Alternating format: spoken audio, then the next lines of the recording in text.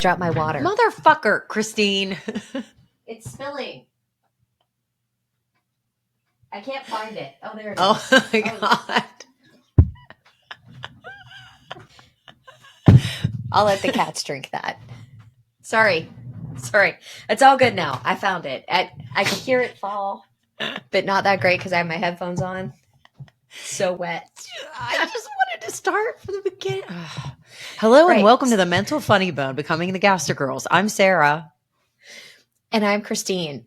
A big part of this podcast is discussing mental health, but please know that we are by no means licensed mental health professionals.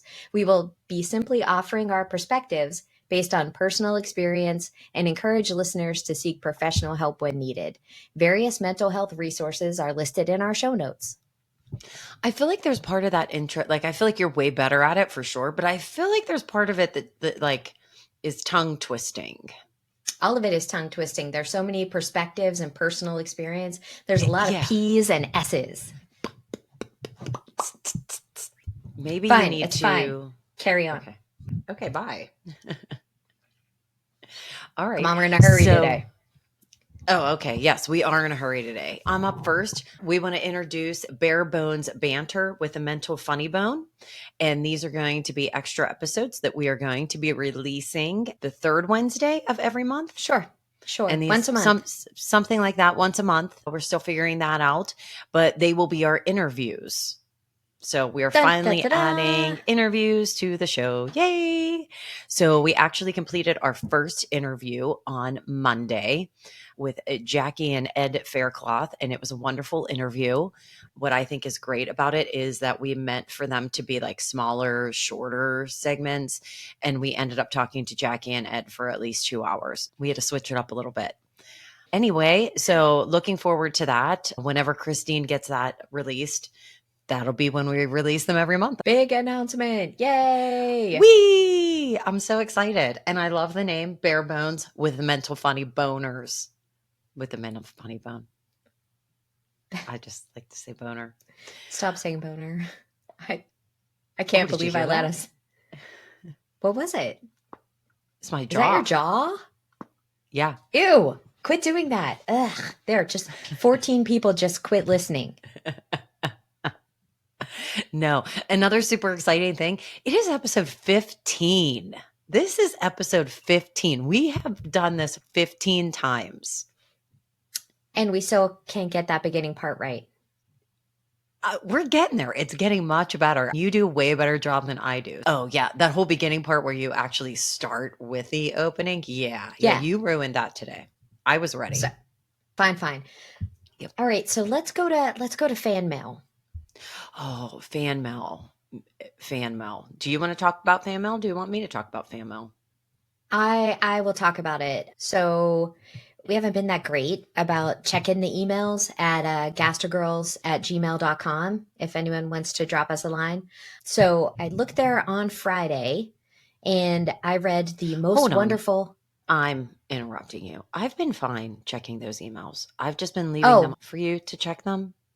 Oh. And it just happens that you caught this email before I did.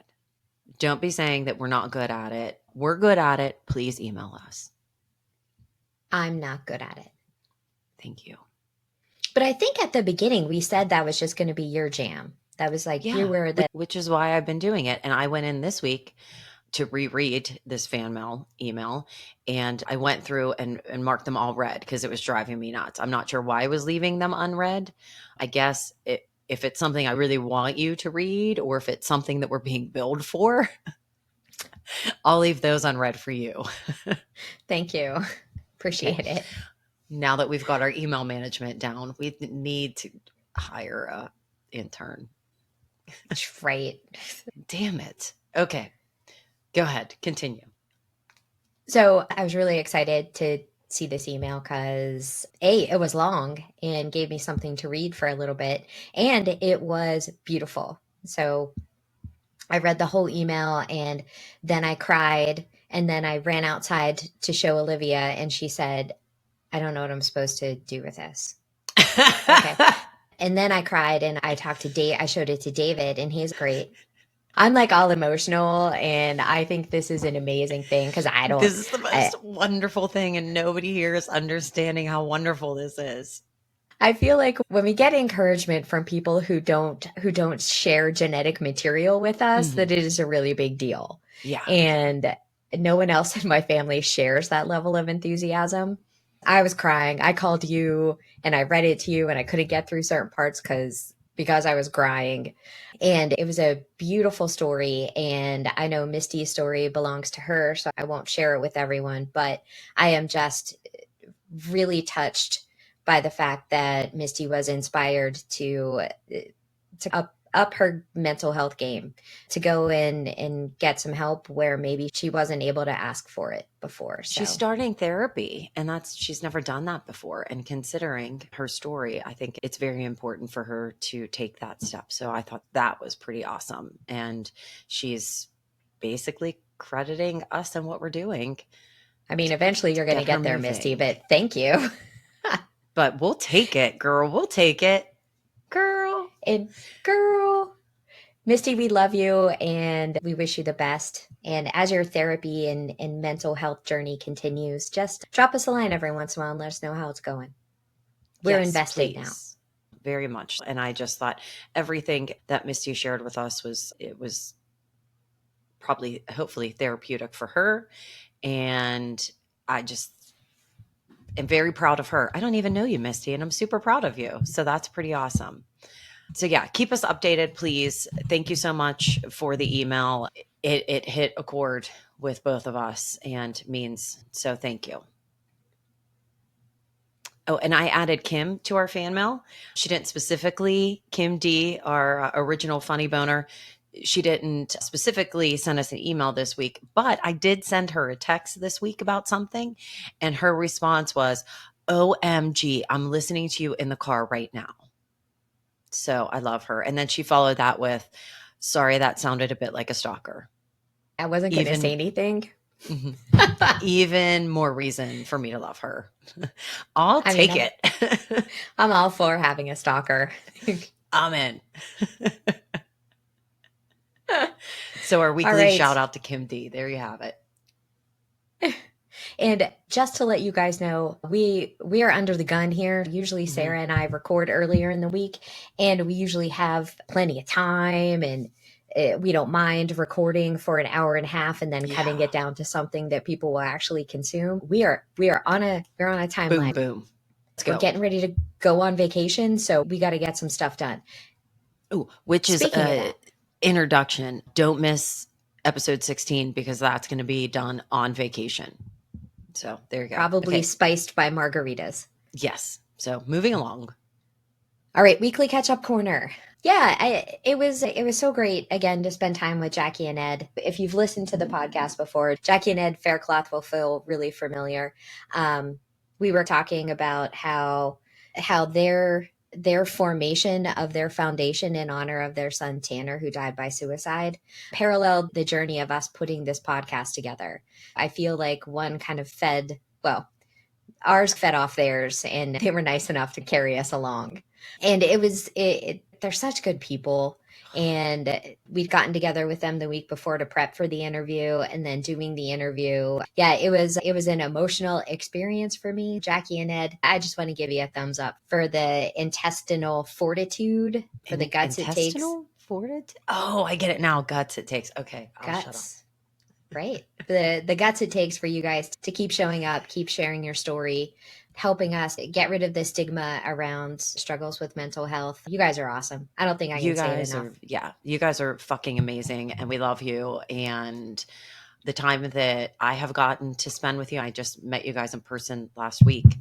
I'm speaking to them. So anyway, I'm sure they're anyway, they're just listening. great people. And even when we're not talking about the podcast or about Tanner or about that kind of stuff, we just have a lot to talk about and they're just amazing people to be around. So I'm very happy for this friendship to start as well and very thankful for that. So thank you guys. And for everybody else out there, look for the Bare Bones with the Mental Funny Bone episode coming out with him.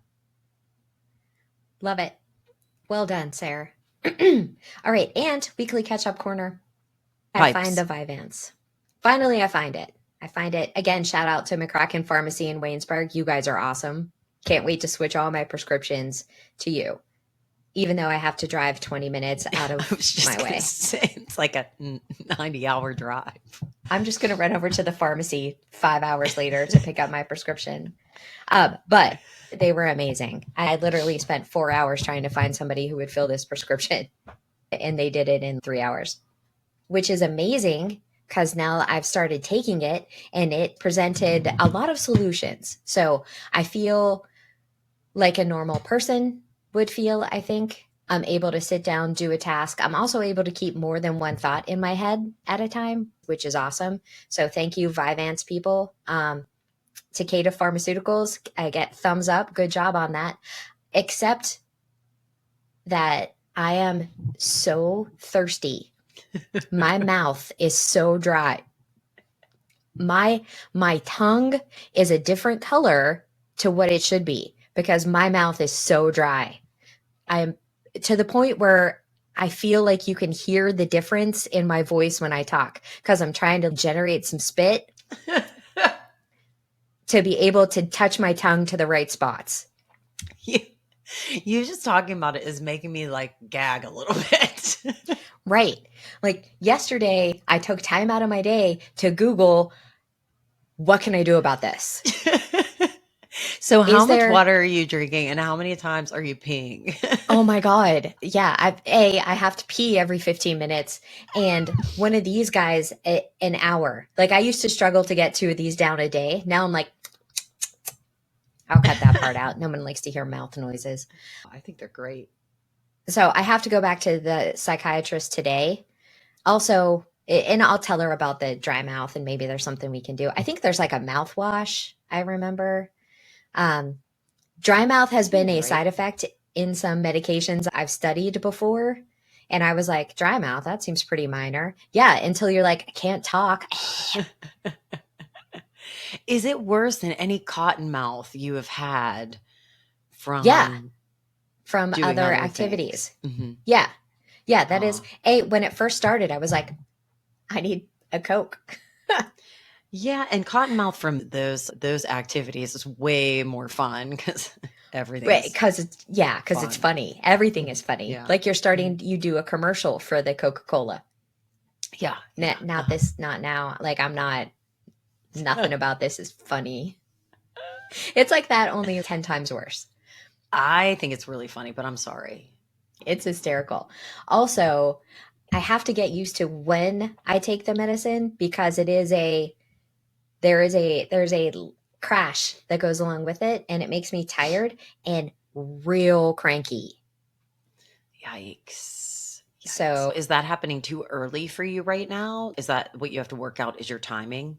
yeah, I got to figure out like when do I need to take it so I can get enough stuff done and not be a complete and total bitch to everybody when we finally start interacting again.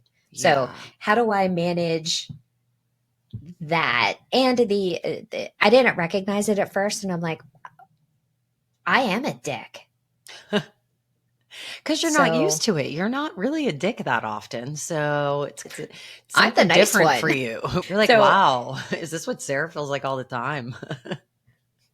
right. I was like, why am I so cranky? I'm not even hungry. Food would be the only thing that would make me that upset. I want All that in to be on a all, t-shirt. Why am I so cranky? I'm not even hungry. so all in all, I'm gonna give it a thumbs up, and I think that it's making a positive difference. I am also struggling a little bit with more hyper focus. What that means is we went shopping for a she shed on Saturday, I don't know, sometime over the weekend, and we got a oh no, yeah, that was bad. What That happened? email from work was bad. We're Oh, having an yeah. audit today, and the quality We person don't have who's time for that. running the audit is out of the office. So then now there's a scramble. Oh, Um, yeah, so hyper focus. So they give you a pricing sheet and then there's a bunch of options for your she shed and you have to like line up prices and options and some of the options don't go with some of the sheds and some of the sheds can have. So what I did when I got home from that is created a spreadsheet, I knew it was right? coming. I knew it was coming. Mhm. For, I think, 4 hours. And nobody could bother me because that also made me bitchy. No, I'm not done yet. Hey, Yeah. do you want to get lunch? No, I'm not done yet. What it reminded me of is that meme of the guy from It's Always Sunny in Philadelphia where he's got like all the red strings on Yeah. stuff. Hmm. And I was like, this is the she shed for me. Right. Um, and that happened, I think, two other times with different things where I was like, can't be interrupted, can't be interrupted, can't be interrupted. And Yeah. that's not necessarily that great either. So No. we'll see. Again, it's better than it was before, and it's definitely better than having crippling anxiety. So I think we're just Yeah. going to stick with it and figure out how to manage it. So you're making Yay. progress. Yay. Yeah. Do you want to know what distracted me at the end of your story? Yes. If you look down in this area,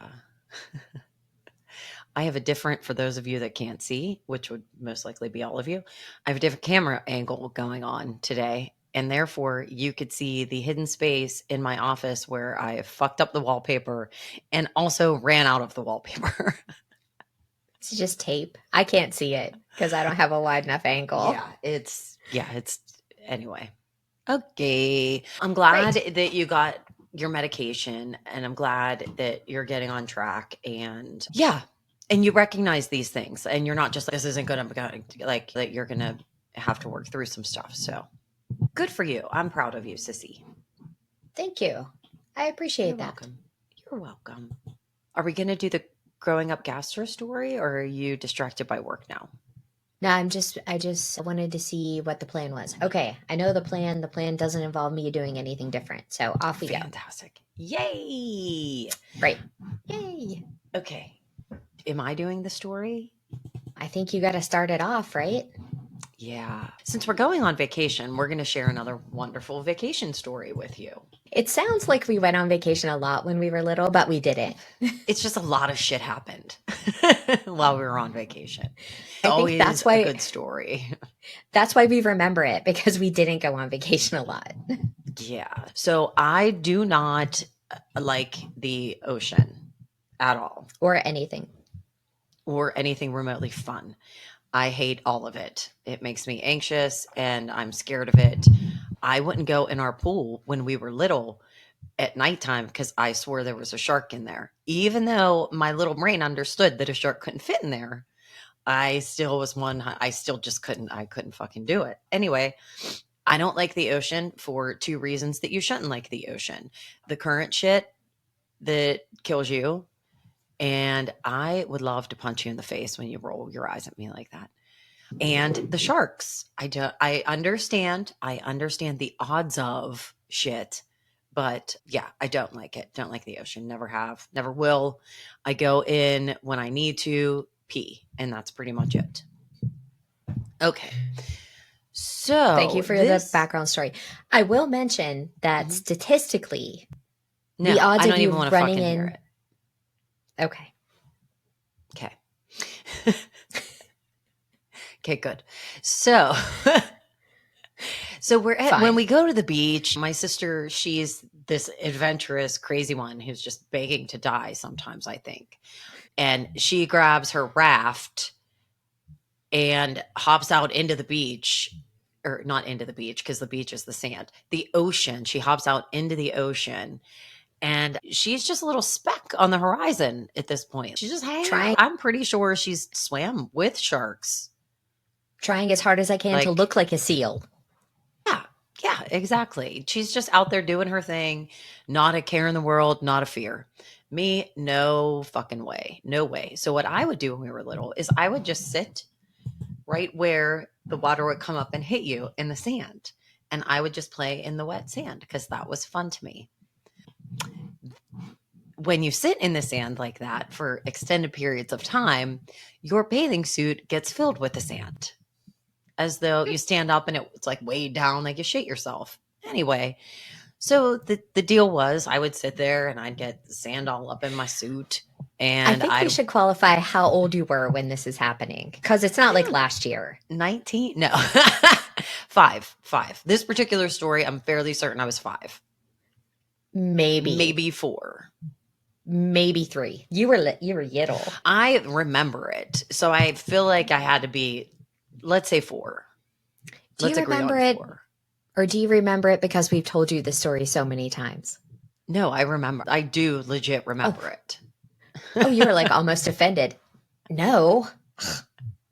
No, honestly, I don't. It. Maybe I don't. I feel like I remember it, but maybe you're right. I'm pretty sure I remember it though. Anyways, so the routine here was I would sit there until I got uncomfortable with the sand in my bathing suit, and I would waddle up to my mom on the beach, and she would wrap me in a towel, take my bathing suit off, get all the sand out and shit. She would I walk down to the water and rinse it out in there, which I can't imagine. It's still, there's sand anyway. And then put the bathing suit back. There's not the giant clump of sand. Okay. So that's the process. And the one day I'm down there and I got a good load in my pants. Then I stand up. I'm like, ooh, real uncomfortable today. Yikes. And I head up to the towels because we didn't have a blanket. Everybody was just laying on towels. And my mom's not there. And I just see my dad. And my dad doesn't normally handle these situations. So I guess in my little, I wanted to prepare him. So as I'm waddling up there, I'm yelling for him.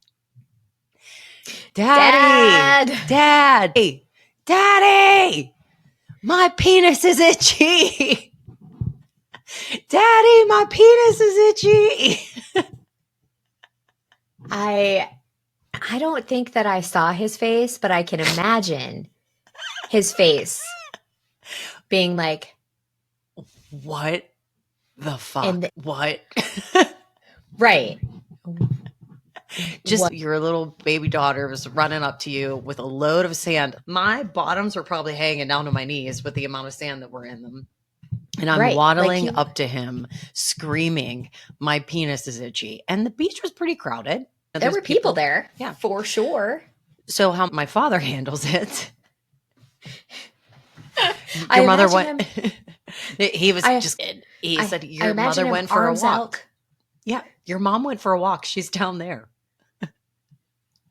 So I had to run after mommy and yell, my penis is itchy. Down the beach. Imagine the chafing, first of all. And I think so this is when I learned I didn't have a penis. That is the best part of the story, is that we got to somebody got to explain to you. Yeah. Which I'm sure was fun. I don't really remember the explanation, but I do know that is when I learned I did not have one of those. Maybe you didn't. Maybe they didn't, because I feel like there was not a lot of talk about that. No, there was not a lot of talk. Maybe they just said, honey, you don't have a penis. You have, and I'm not even going to say it because I can't. I feel like that's something that... Now we're going to get into that. So my mom used to refer to your vagina as a chicken. I don't know why. She doesn't know why. No one knows why. We didn't know that wasn't common. So I can't, I'm crying. Parents, future parents, people who are listening to this who will eventually have children,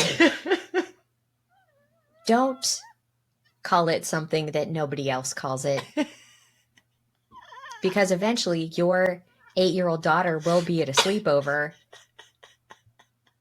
with all of the other girls from St. Michael's and say something about her chicken, and then no one will talk to her again until junior high. So just don't. It's not a chicken. If you're not going to call it what it is, if you're not going to call it a vagina, call it a vajayjay, something that other people will recognize. Please, my public service announcement to future mothers of America. So that's probably when I learned it was a chicken. That's what the conversation was. And mommy's going to listen to this. And we're going to get a really long text after this one. Oh, there's going to be amendments from Anita next episode for sure. Sarah, you don't have a penis. It's your chicken that's itchy. What? What? Why is it So that? just imagine you're in the tub when you're a little girl in our house. Make sure you wash your chicken. Trying to rationalize why it's a chicken, like pulling a frozen chicken breast out of the freezer. Right. And trying to determine if this makes sense. None of it is good. Oh, well, and then Right. after you wash your chicken, then you had to sit at the table and eat. Finish all that chicken. Again. Okay. This isn't where I wanted to go with this story, but here we are. But wow, it was really great. It was really great. So the name of the story is My Penis is Itchy. That's what you need to take out of this story is don't sit in the sand for too long. I got some feedback on my LinkedIn post that I forgot in that LinkedIn post because I was trying to get everybody on board. So warn people that this is probably not a podcast you want to listen to at work. NSFW is what the feedback was. What's NSFW? Not suitable for work. NSFW. Okay.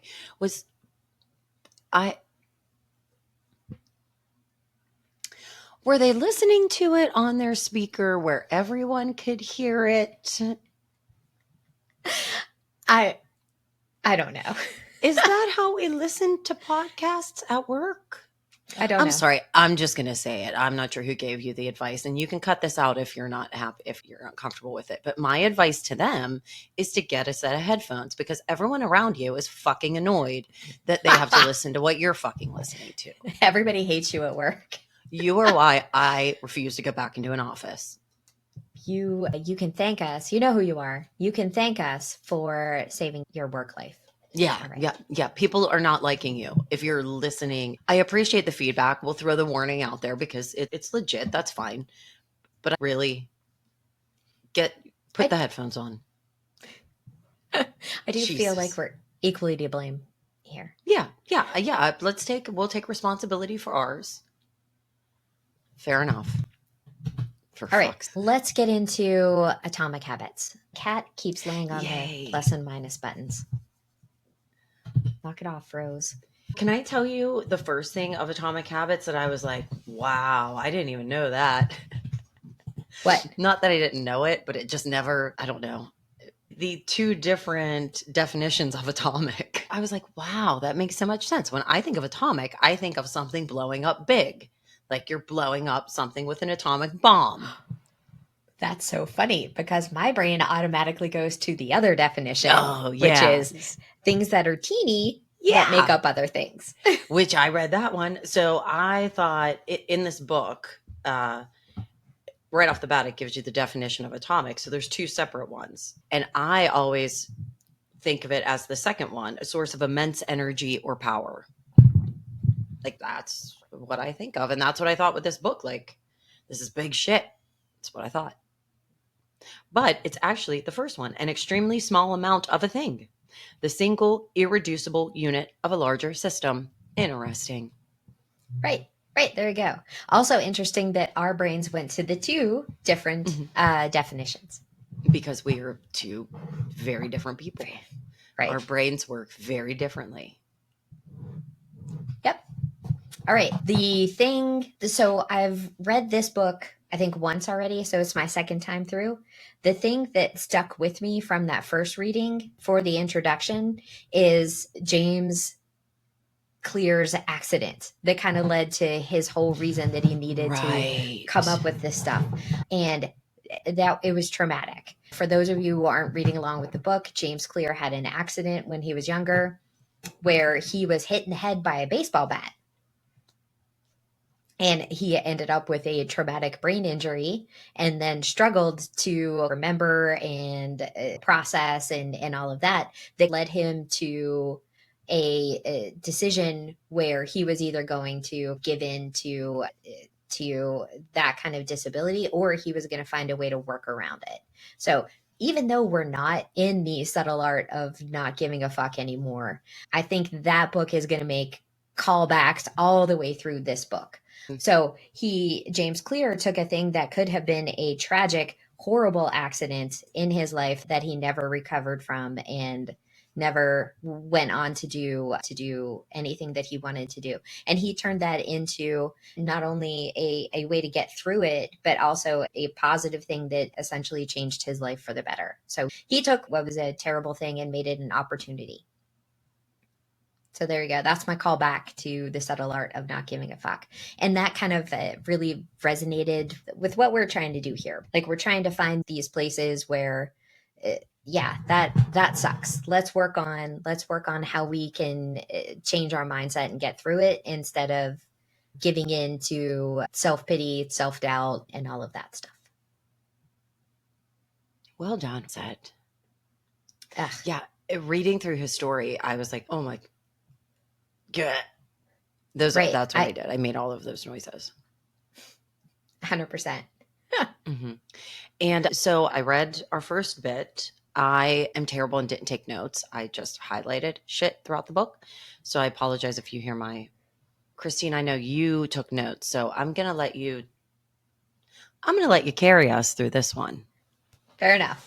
So the whole idea, Atomic Habits, is that these tiny improvements that you make. Hold on, just stop a second. You just visibly and what's that where you speak? Vocally? I don't know. Vocally? You just got so excited and I love it. Yeah. It's just who I am. Like I have good notes and I was really excited about sharing them, but I also wanted to be sensitive that you have highlights that you would like to share. I want you could do all the talking. I can just sit here and every once in a while and go, yeah. Mm-hmm. I'm figuring you'll say something and I'll talk over you at some point. It wouldn't be a great episode if I didn't try to talk over you at least 17 times. Okay, let's go. You're excited. Go. Right. So tiny improvements, little things that you can change. Those tiny improvements accumulate over time and lead to significant progress. He has like a chart in there where making little changes doesn't feel like it's doing anything for a little while and then it just goes up exponentially. So if you're mathy inclined, that makes sense. If you're like that, when I saw it, I thought of you.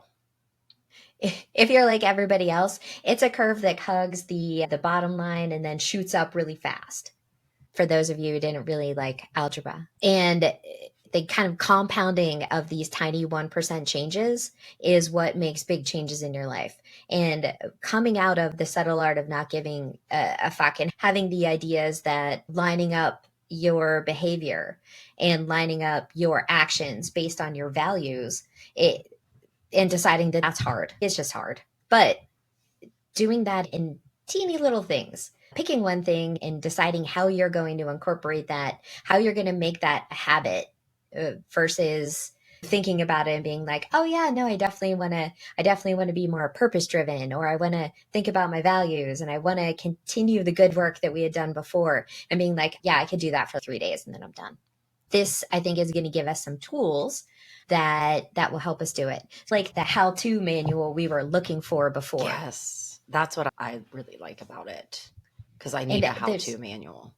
There's even points in here where he talks about that. So identity-based habits. And this is the other part that really stuck out to me from the first time I read it, where you focus on the type of person that you want to be rather than the outcome you want to achieve. And then you align your habits with who you want to be. So the example he uses in the book is being a smoker. You're like, oh no, I don't go outside and smoke with everybody because I'm not a smoker. Deciding that I'm a person who is financially responsible, and that's part of my identity. So I don't willy-nilly spend money and then try to figure out how to make up for it later, I think is the one I'm going to go back to. Are you specifically talking to me about both of these instances? I'm talking about myself on one of them. Okay. It felt targeted. You were attacked, right? Also, I think exercise is a good one here because it's easy to take the step forward. I'm a person who goes to yoga class. Like never in my life before had I been a person who goes to yoga class. And basing habits on that kind of identity is a way to decide what I want my life to look like. And then taking these little steps to make that true get you from A to B. I'm a person who wants to meditate and be more calm and less reactive. How do we get there? I'm a person that meditates. So for a minute every day, I meditate, which I really liked the tie in between the subtle art and then looking at 10% happier down the road. Yeah. Deciding who you want to be and then sticking with that. Again, your values being based on who you want to be and then taking the actions to make that true. And I think the sorry, one of the so thirsty. I have to talk every once in a while just so you can take a fucking drink. But I think a key thing there, at least for me, was instead of saying, no, I'm like when smoking, no, I'm trying to quit. No, I'm not a smoker. Like it's a defined, this is a decision I'm making. I'm not trying to quit. I am not a smoker. I'm not a smoker. I'm not going out there. Or with the yoga, it's not, yeah, I'm giving yoga a shot. No, I do yoga. This is what I do. Yoga. Right. And I forget what it was I said to you on Sunday. It came from one of his friends who was losing weight, wanting to eat something and saying, is this what a healthy person would do? No, it's not. And so therefore I'm not going to do it because I'm a healthy person. Yeah. Like that kind of mindset, which I thought was pretty cool. And amazingly, even with our crazy week, I've said that to myself about a shit ton of things this week. Nice. Yeah. And again, it gets back to the same thing we were talking about, the subtle art. Like this stuff is simple, but it's not easy. Like it's not easy to go, a healthy person doesn't shove a hamburger in their face because they're feeling a little stressed out. A healthy person doesn't immediately go to the snack cupboard and eat all of the snacks because they had a very emotionally charged day at work. Yeah, a healthy person doesn't do that, but I do because I'm fucking stressed out. And I think that kind of ties into the little pieces of it. Just, yeah, it's not easy, but we can break it down. Right. Like I'm not going to wake up tomorrow and be able to put all of these, everything that we've talked about into play and just, there we go. I have all these habits and I'm super happy and everything's wonderful. Like it doesn't work that way. I'm going to have to pick and choose things that I want to focus on. And that's part of it. That's part of the breaking down. And the other thing he talked about is, I forget exactly how he put it, but we, I think just as humans have a hard time understanding that big like breakthrough moments come from so many tiny little things behind them. It's like, let's go to soccer. Mia Hamm didn't wake up one day and just go out and win the World Cup. There was a lot of shit that she did behind that. There was a lot going on behind that to make that happen. And that goes for any athlete and most successful people. They've done so many little things to build up to where they are. I think that resonates with people trying to make important changes in their life. Like it doesn't happen overnight. Like me saying that I'm a person that goes to yoga doesn't mean that every week I'm at 3 classes a week. Like I'm a person that goes to yoga, but I also have other shit going on and I'm not perfect. But as long as I keep repeating that in my head that, yeah, I'm a person that goes to yoga. So I didn't go last week doesn't mean I don't try to find room in the schedule for it this week. I'm a person who's financially responsible. Doesn't mean that I don't occasionally slip up and impulse order something I just want so bad. Like a she shed. I can't do it because it's too much money. I'm just looking at my book right here, and the one thing I have down here that's highlighted is mastery requires patience. Right. Oh, I just looked at that. The plateau of latent potential. Yeah, we're on the same page. Or you have it written down there and I'm just on that page. I think I like James Clear because he uses a lot of big words. You're a fucking nerd. The plateau of latent potential. That means the valley of disappointment. Do you have that written down? Do you think that's where Disappointment Panda lives? You bet he does. In the valley of disappointment. That's the place on the curve where you think your progress should be steady up, and you're actually in that part of the curve that's really just down low before you take off. The valley. You How many of froze. us live in the valley, or we get lost in the valley of disappointment and then just go back to the start? That's the Right. problem. Disappointment panda shows up. I do that shit all the time. Ugh, I'm never going to get it done. I'm quitting. I'm Yeah. never going to be good at snowboarding. I've tried it for 5 minutes and I can't get a hang of it. Fuck this. Yeah. I know. I know. I know. And looking at that and thinking about just keeping going, it takes a lot of the pressure off something that is really hard. Like Yeah.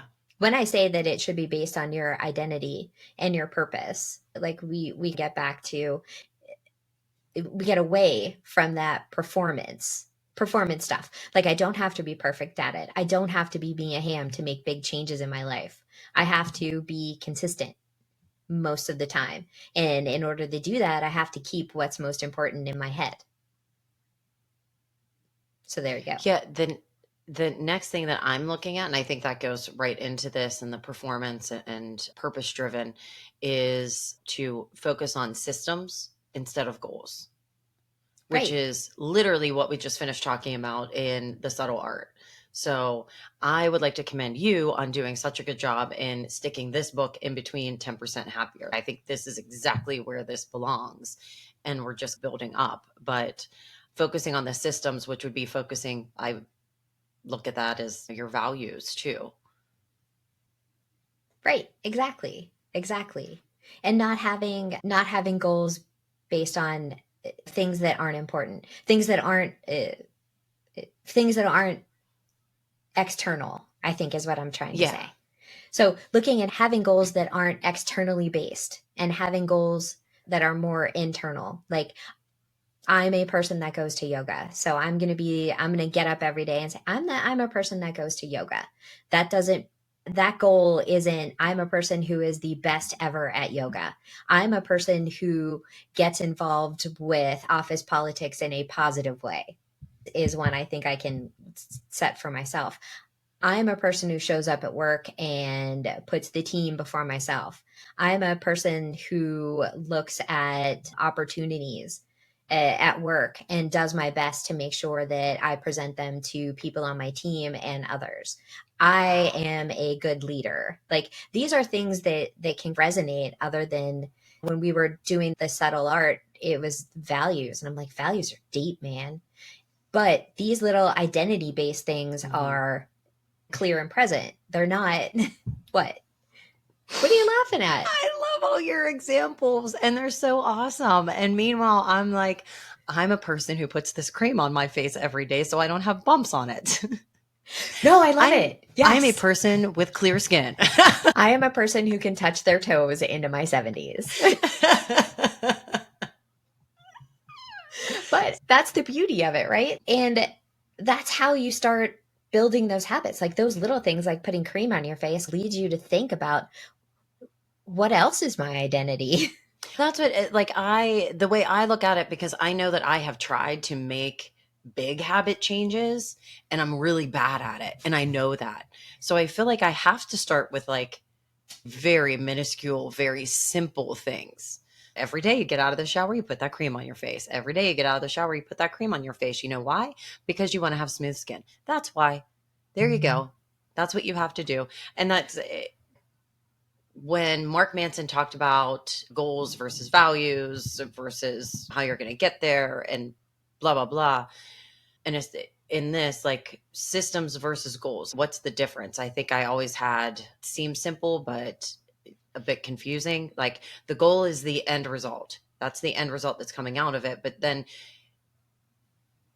he refers to the process of getting there, the system, which seemed to make more sense to me than everything else. I know that sounds silly, but No, I it was like, doesn't sound oh, silly. That's why this guy made $1 billion off this book.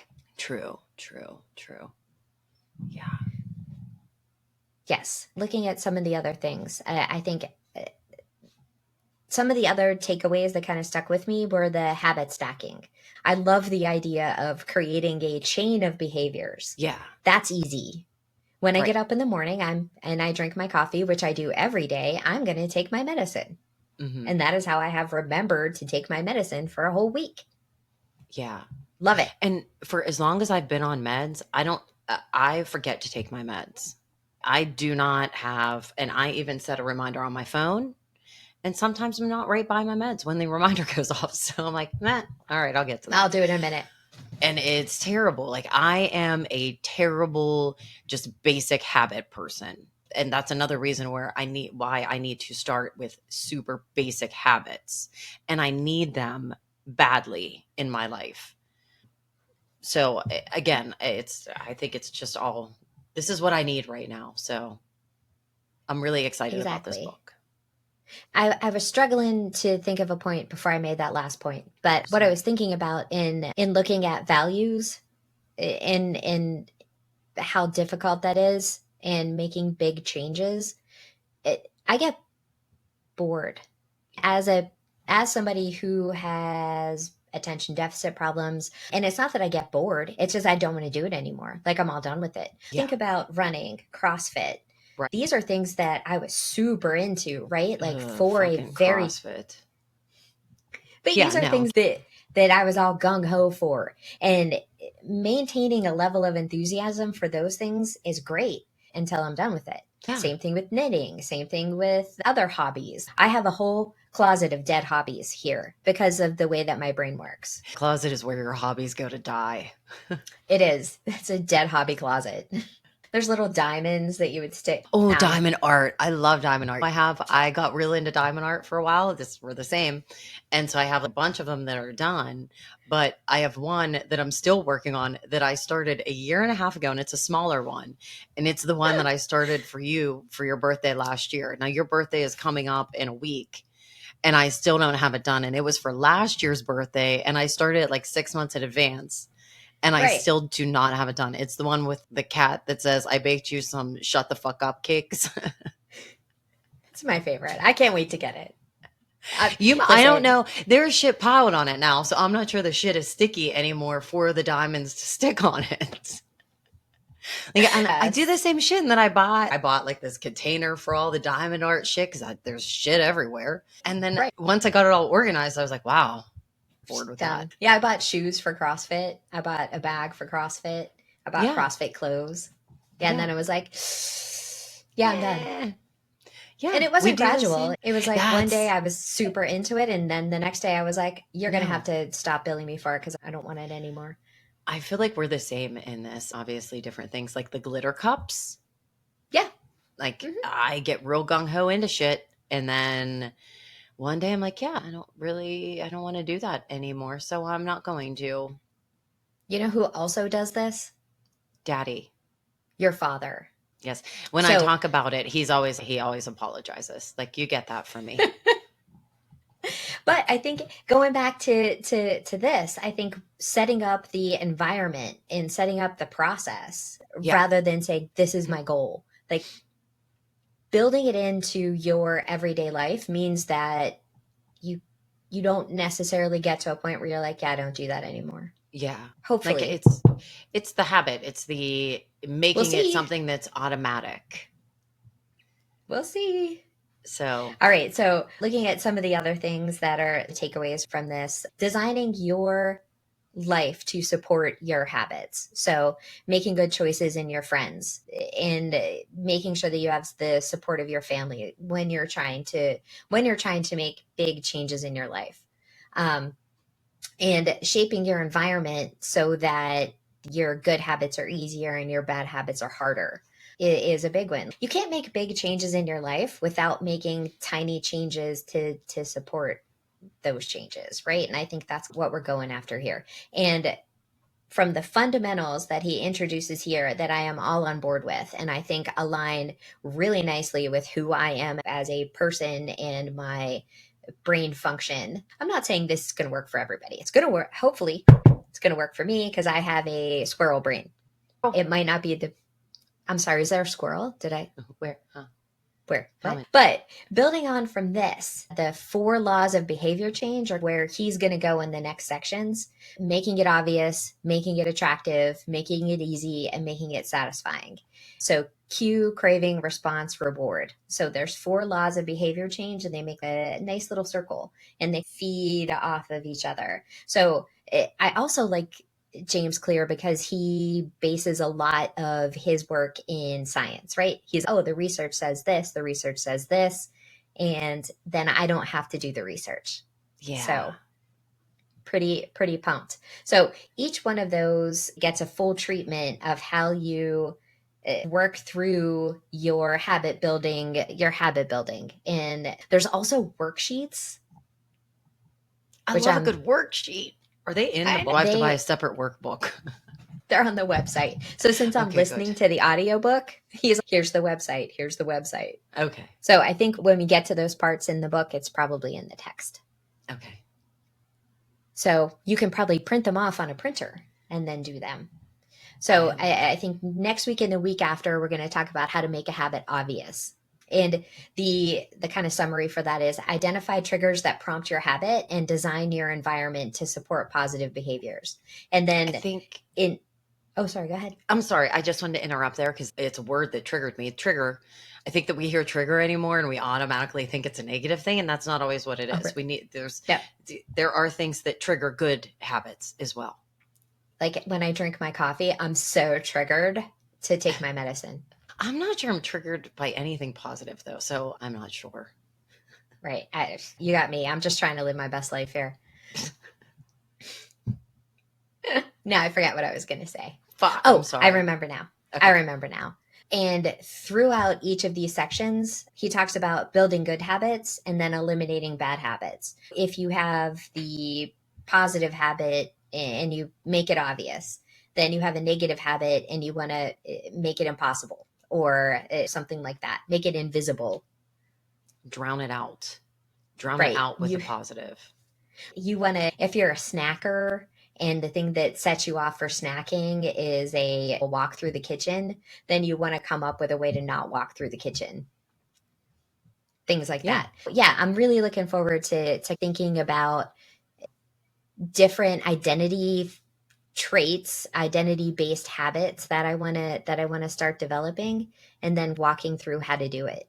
And starting with simple ones. So, yay. This is going to be fun, Sarah. I'm super excited about taking my book to the beach and not reading it. No, I'm definitely going to read it. I'm reading. No, excuse me, I had to burp. God bless you. Cut that out. No, too. I read at the beach. I like reading at the beach. I'm excited about reading at the beach. I'm excited about this book in general. Like, this is exactly what I needed. And that's why I'm super excited about it. Yeah, we encourage you guys to come along with us. If you haven't picked up the book, pick it up.